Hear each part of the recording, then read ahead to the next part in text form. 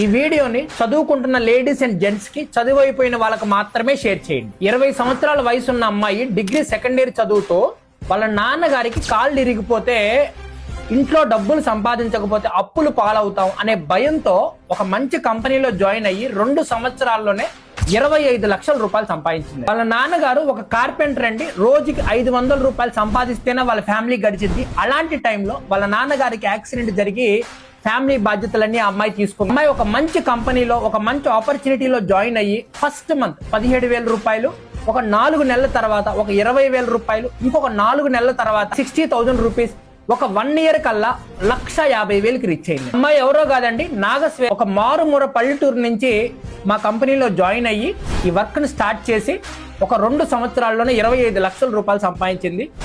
అంతేకాదండి, ఆ అమ్మాయి ఒక 5 లక్షలు పెట్టి గోల్డ్ కొనుక్కుంది.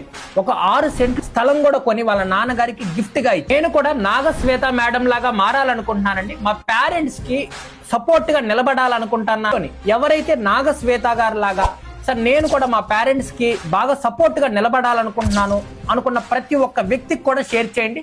2 సంవత్సరాల్లోనే మీ జీవితం మార్చుకోవచ్చండి. కామెంట్ బాక్స్ లోకి వెళ్ళి 2 years అని కామెంట్ చేయండి.